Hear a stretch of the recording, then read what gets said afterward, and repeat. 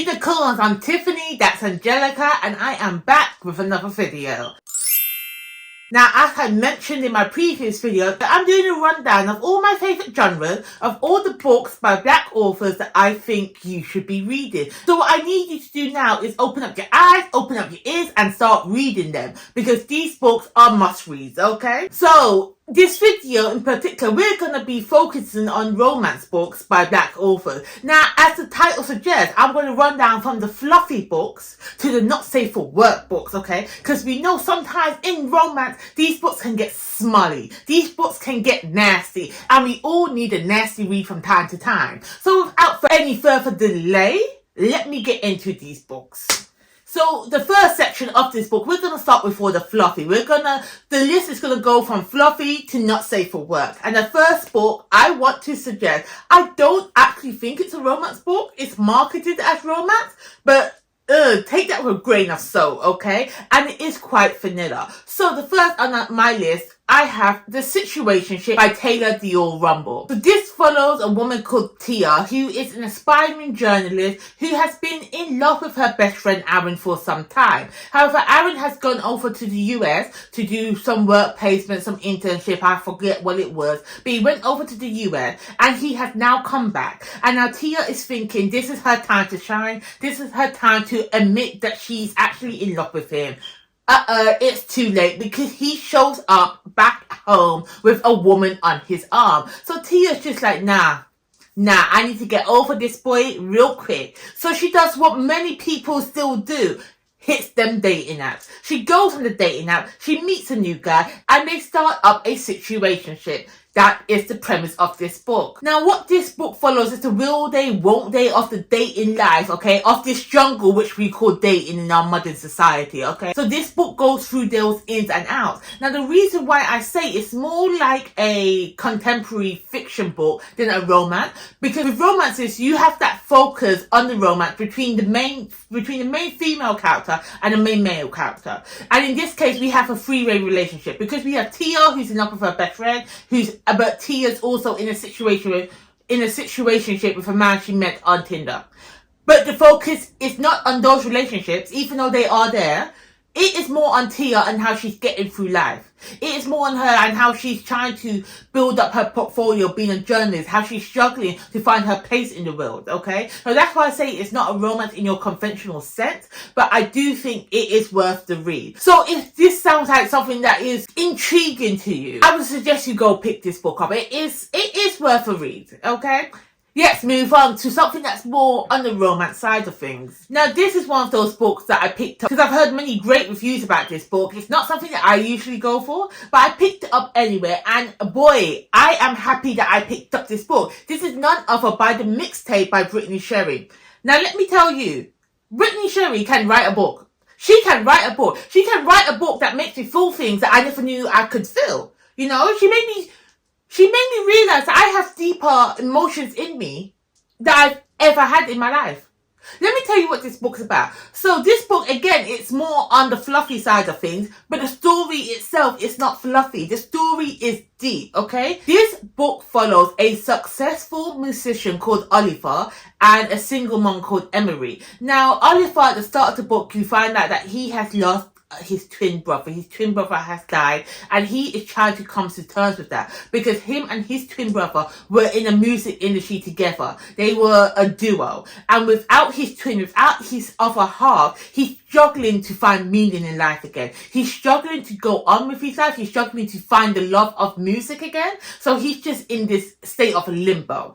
And then we have Emery. Emery is, again, a single mother who's struggling to make the ends meet, okay? She is trying to provide the best life she can for her daughter while she's trying to find a piece of herself. Now, I set this up real good because you know what's going to happen. Emery turns out to be a cook. So she turns out to be a personal chef. So she gets a job being a personal chef for Oliver. And well, you know it, they start building a relationship. It's kind of a slow burn relationship because they see a piece of their selves, a broken piece of their soul in each other, and they come together and they're bonding together. Now, that is the fluffy side. Let me tell you how this book has depth. When you realize when they tell you Emery's backstory between her sister and her family and what Emery's little girl means to her, what their connection is throughout, I don't want to give it away, but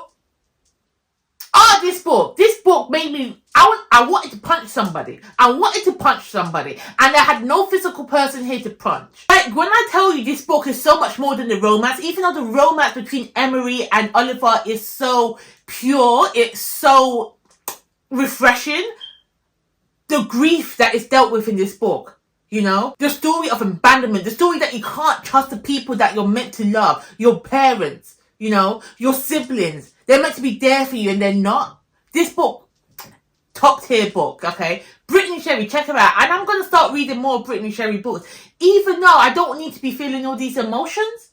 The fact that she can draw this out of my bleeding heart. Well then, well done. Okay? Right. The next book I have for you was a recent release. It came out this year. And let me tell you, when I read this book, I knew why they said Tia Williams was that girl. This is none other than a love song for Ricky Wilde. Let me tell you something. I read Tia Williams' other book. What was it called? 7 Days in June?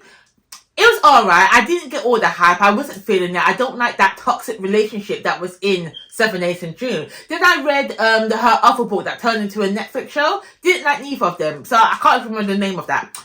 But then I read a love song for Ricky Wilde, and let me tell you something, this is a book for me. Now, I'm going to put it out there. If you're not into magical realism, if you want your romance without that hint of fantasy, without that hint of otherworldliness, this may not be the book for you. But if you don't mind that type of business, this is a perfect book for you to read. Let me tell you what a love song for Ricky Wilde is about. So obviously we have Ricky Wilde. She is from a good family back in Atlanta who runs a funeral home, and they expect big things for her. But obviously Ricky, she's a wild card. She don't want to be a part of that family business. She wants to go out on her own 2 feet. So what does she do? She ups and moves to New York and she opens up her flower shop, okay? And what do you know? A mysterious stranger walks into the shop and they are immediately drawn together, okay? And let me tell you about the magical realism, because I don't want to give too much away, because I want you to read the book and I want you to discover all the magical realismness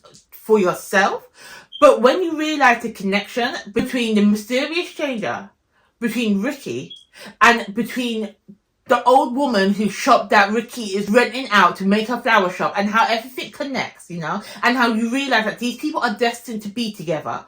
It is beautiful. I loved it. And I love the way that their budding relationship started, because although it's not really insta-loving, it's insta-lust. They're attracted to each other, but they don't trust. Ricky doesn't trust him yet, and that builds over time, okay? That's building up to it. And then when they go on and trying to investigate how to stop this curse that is, I told you, it don't matter, there's a curse involved. But when they're working together to try and stop this curse, and their interaction is just so, it just feels so real. It feels like, yes, I can see that you're destined to be to each other. What this book is black love mixed with black history of the Harlem era. I think are they in Harlem? They must be in Harlem, somewhere in New York. But it mixes in the history of that location in the book together. I thoroughly enjoyed it. This book was magical. It was lyrical. It was romantic. Okay, so if you love a bit of historical fiction mixed with magical realism and sprinkled with cherries on top of romance, this is a book for you. Trust me, pick it up, it's worth it. So the next part of this list, I'm going to mention some books, has got a little bit more spice in them. They are still fluffy, but there's a couple of scenes that you may deem a bit spicy. For me, they were not that spicy. They were just like, sprinkle a little bit of hot sauce on top of your chicken spice. But it wasn't like burn your mouth off spice. But anyway, let's get into this part of the list. The first book I have to mention is The Neighbor Favor by Kristina Forrest.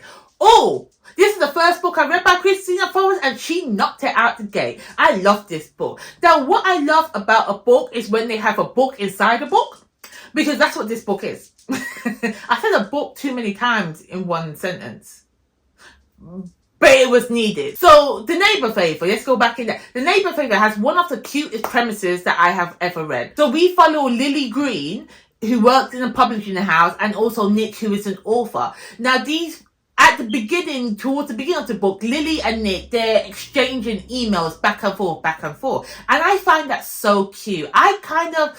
I'm not one to use cute. That doesn't sound like me. I'm not that cutesy girl. But I found that premise cute. What can I say? So they was exchanging emails back and forth. And you get to follow their interaction, and you can see how their feelings for each other is developing with each email that is sent to them. And it's over a period, I think it's 2 years they're doing these emails back and forth. And on one that day, Nick decided just to stop replying. He just said, no, I'm getting too attached. I'm not going to reply. And I'm just like, ooh, you shady motherfucker. How dare you? Anyway, the reason why that they are connected, that Nick wrote one of Lily's favourite fantasy books back in the day.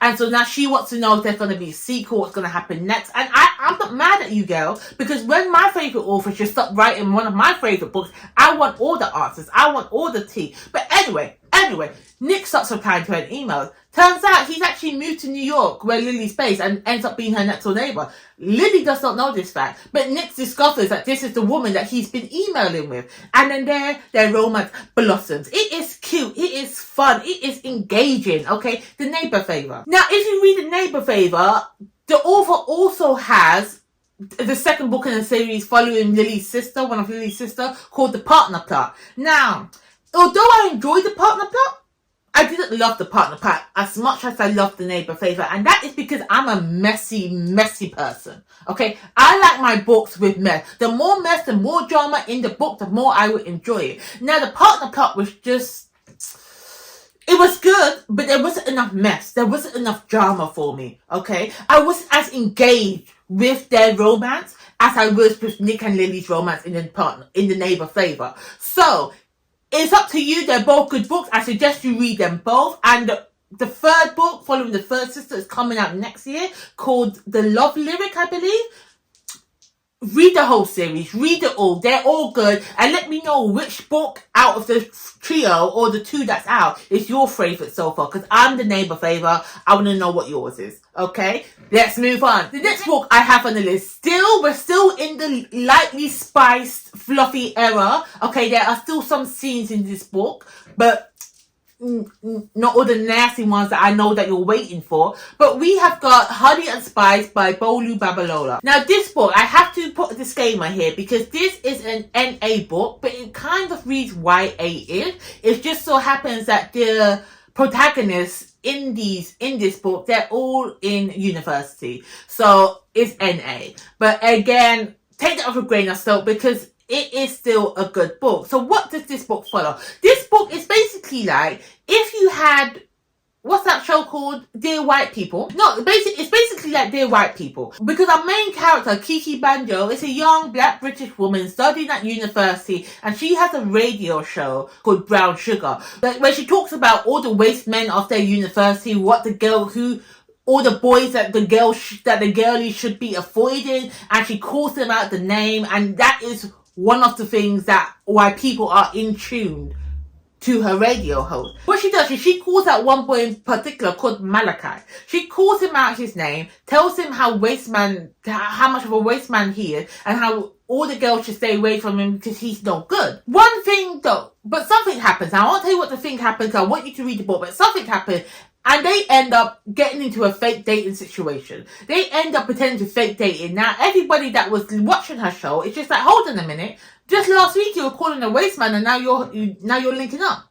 Now you're his girl. What's going on? Tell me some information. So they need to make people buy this fake dating relationship. And their college and their university lecturer has this fantastic idea to bring Malachi onto the Brown Sugar show. So instead of it's just Kiki talking about waste men, these two people are now talking about the relationship. You know what? I love that premise. I love to see it. And the way the story builds around them, their romance. And again, with the same thing with The Neighbour Favour, we have a book within a book. Because Kiki has a favourite fantasy book where they dress up and they go out. What they call it? Lit RPG? No, that's not what it's called. But they're going and they're dressing up together. And because he's pretending to be her boyfriend, he has to get interested in the book too. So he reads the whole book. He dresses up in the character and goes to the convention. Oh, that was so cute. Malachi, You're not no waste man, Malachi. You're number one guy. Now, as I said, this is Honey and Spice. Don't let the name fool you, because there's hardly any spice in this book, apart from the opening scene where bits are going on.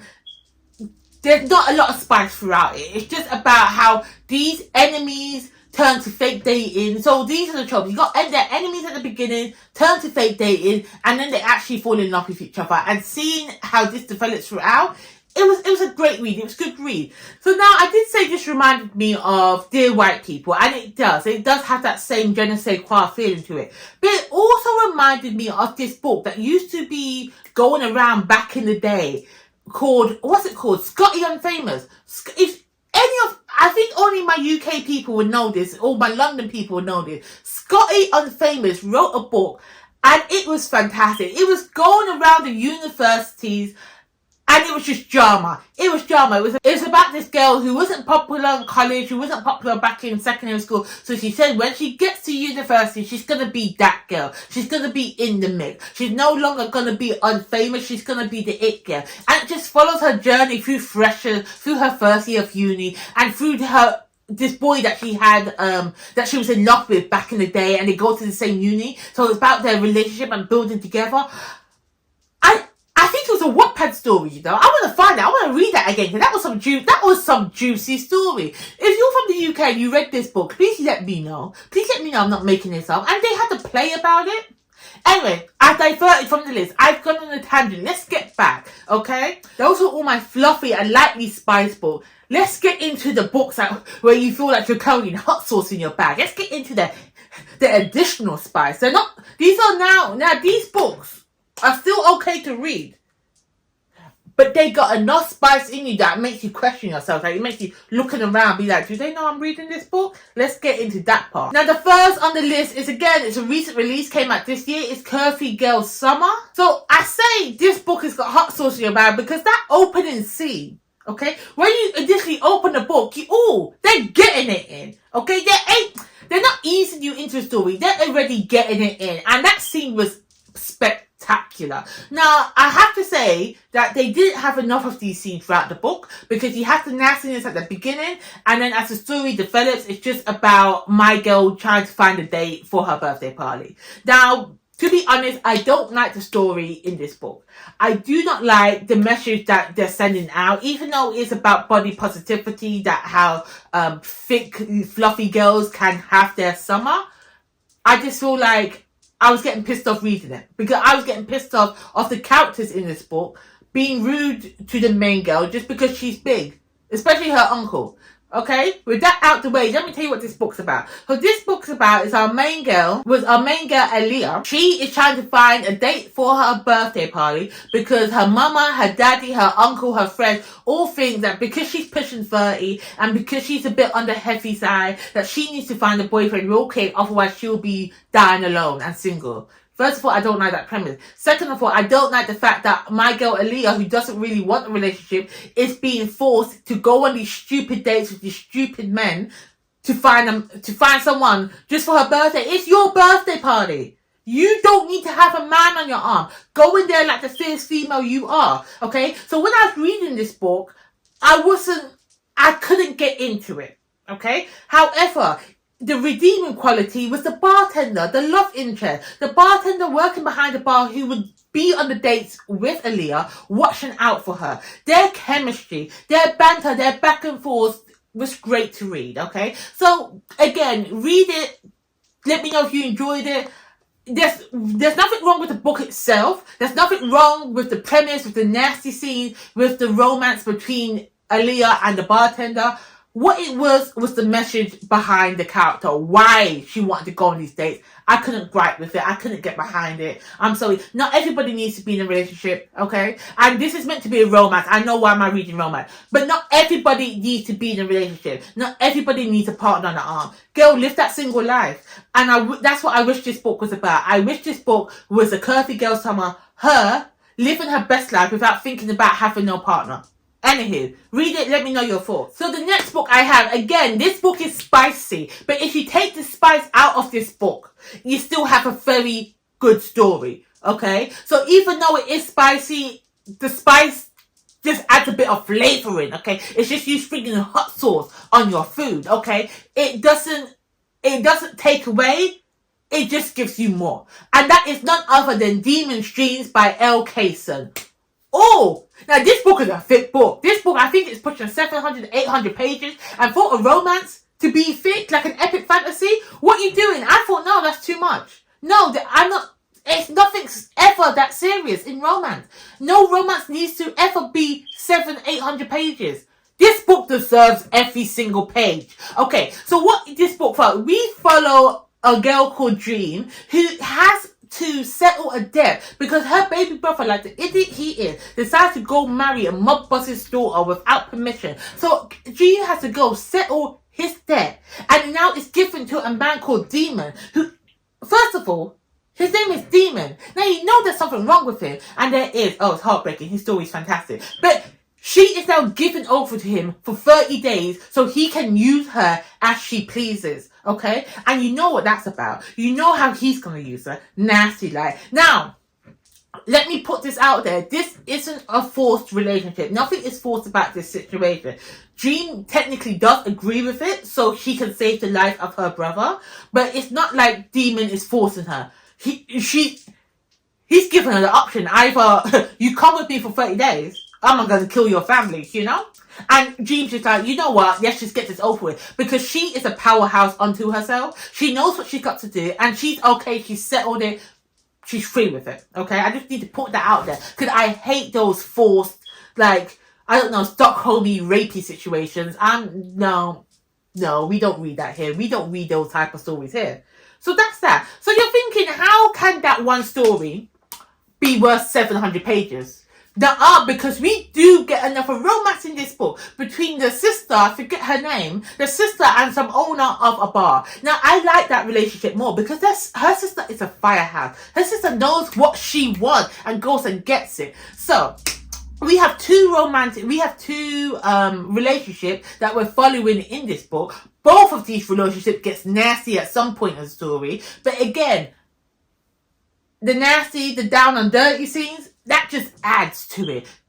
Everyone, I don't care. I don't care who you are, where you are. Demon's Dream is the book. Read it. Read it. It is fantastic.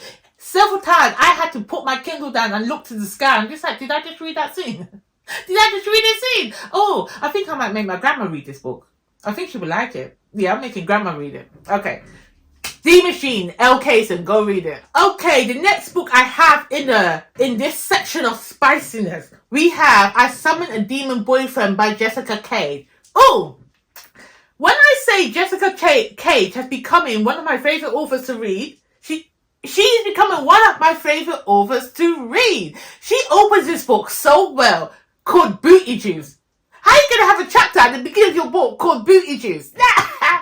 Oh, this girl made me laugh. This book made me smile the whole way reading it. So let me tell you what this book is about. This book is about a woman who's tired of being the single one in her friendship. And I'm like, there's nothing wrong with being the single one, okay? I hate the pressure that women these days, or not even these days, that women throughout time, it's been pressure to find a partner, that they need to get booed up. I hate it. But again, this is a book, so... And I picked it up because it's a romance book. What did I expect? Anywho, so she is tired of being the single one in her friendship, and she's tired of going on these dates where these men put booty juice in her car.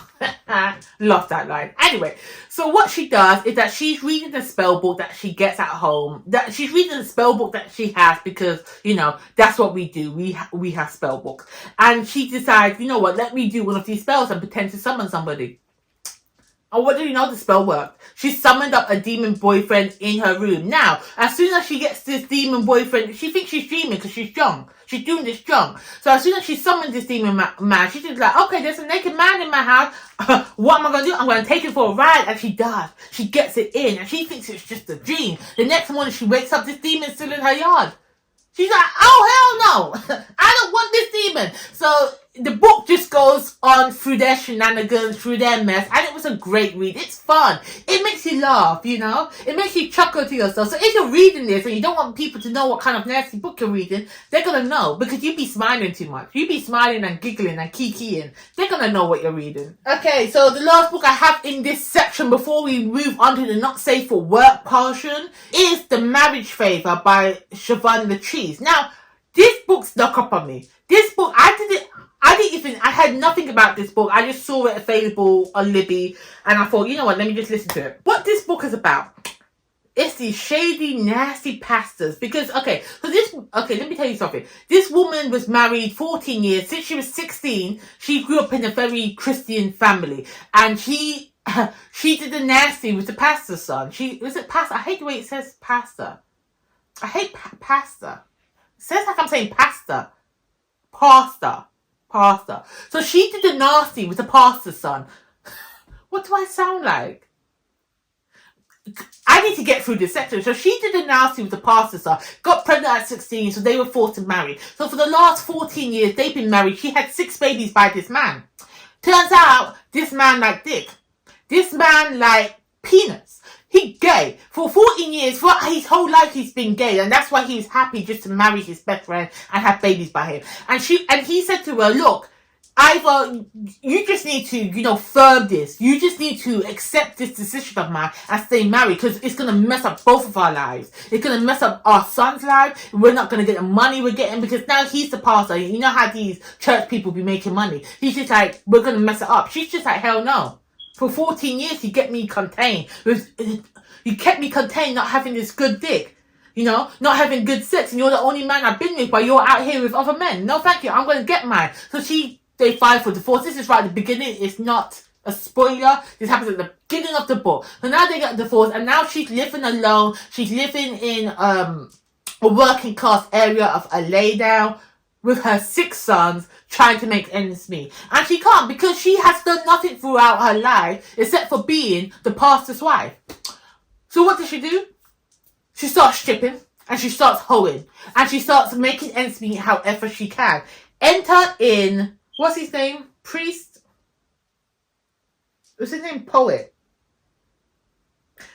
Priest? I read too many books and they have the same name. I'm going to call him Priest. His name begins with a P in this book. So I'm going to call him Priest because I feel like it fits in with the narrative. So enter in Priest, and he's like a gangster. He's a mobster, but he has a legitimate business on the side. And so she needs money.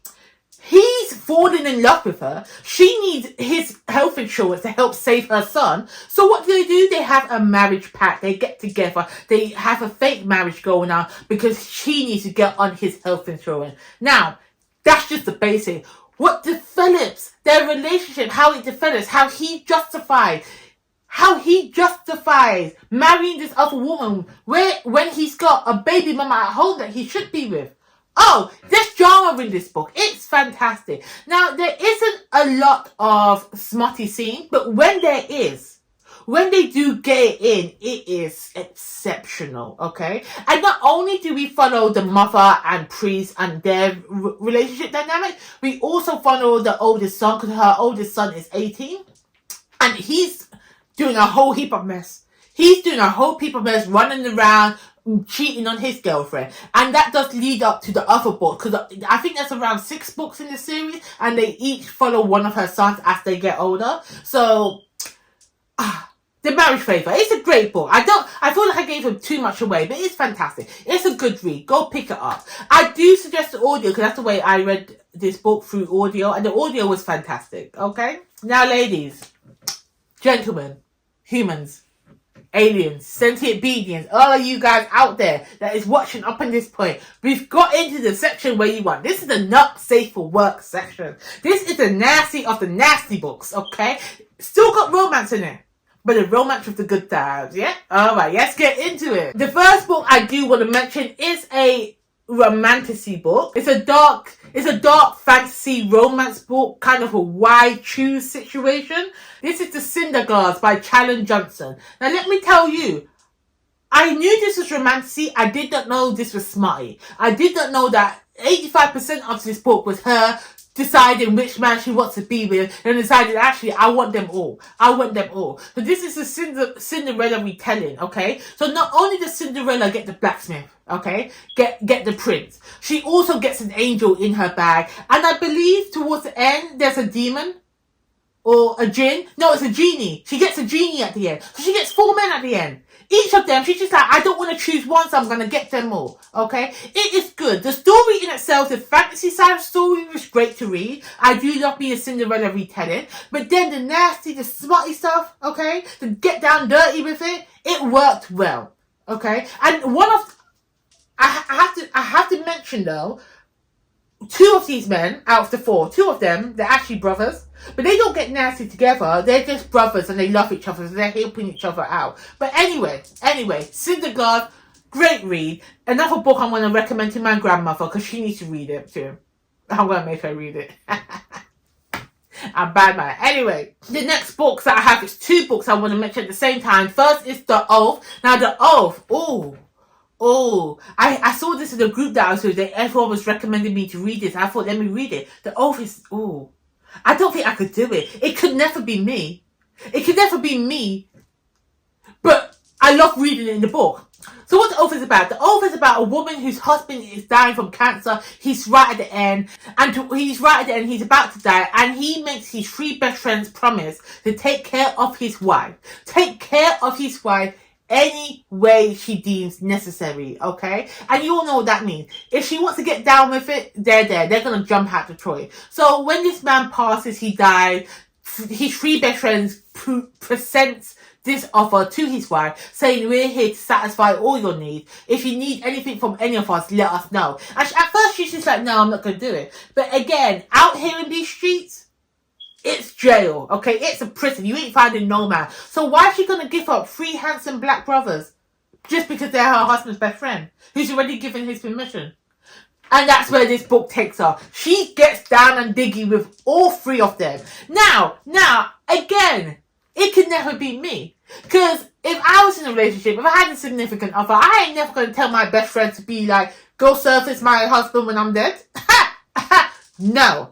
But that's what this man did, and I'm thankful for it because this book was fantastic. This book was amazing. It had the perfect level of spiciness to the realness of the story. So that brings me on to book 2, which is called The Offer, which I have not read yet, but I heard it's just the same level of spiciness, the same level of nasty freakiness in connection to the story. So 2 books here. I suggest you pick them both up, okay? The next book that I read was Bow Down by Masterpiece.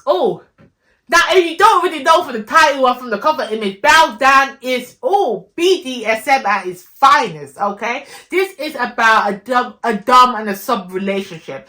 And did I mention our main female character is a fluffy woman? She curvy in all the right way. And our main male character loves him a thick woman. Not only him, but his little brother also loves him a thick woman. Now, I love plus side representation in my romance, and Bow Down gives it to me. Now, I have to say, the start of this book, the beginning of this book, the trauma that is relived by our main female character, what she went through for the death of her mother and how that came about, I was thinking, am I reading a romance? Am I reading a smutty book? Because that was a bit too hard hitting. So I would suggest you check your trigger warnings for parental death, for, I think it's mental illness. Check those trigger warnings because it is prevalent at the beginning and throughout. But then once the story starts, once you realise that they're going to a club for doms and subs to work out, and how these 2 meet, and how he's trying to tame her, being like, you're my sub, I want you to bow down. This book is great. This book is nasty in the best ways, okay? Read it. Grandma's already read it and she already loves it. So, you got Grandma's stamp of approval, okay? The last book I have is, I don't know how you say it. I think it's PLIÉ or Pile. PLIÉ. It's some ballerina move, where they PLIÉ. And you know what? And that's what this woman was PLIÉing on this man. Stop it, I'm playing. But what's her name? By A.H. Cunningham. This book, even look at the cover image. If that ain't nasty, I don't know what you're talking about. This book was fantastic. This book was If you took away the spice, if you took away the BDSM of this book, this would have been a cute read. This would have been a cute, fluffy read. The romance that developed between the ballerina school teacher and one of the parents was cute, because the man brings his daughter to her ballet lessons and he falls in love with the ballet teacher. But what they don't know is that she also works at the BDSM club where the daddy goes, where the daddy goes trying to find himself some good loving. And who did she find? The ballet teacher. Now, at first, they were a mask, they're covered. She doesn't know it's him. And then when she does, she did. I don't want to give it away. It's a short book. Well, it's not really short, but it's a sweet book. I don't want to give too much away. But there's depth to this book. There's depth to it, and the spiciness is spicing. Okay? The spiciness, you want a cup of milk on the side while you're reading this, because you need to calm your heartbeat. You know, these books are not safe for work. They're not safe for public consumption.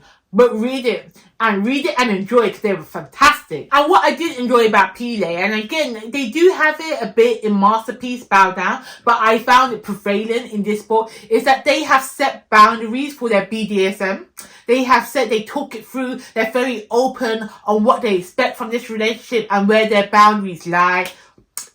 I do love a respectful male main character, and this man respects her so much.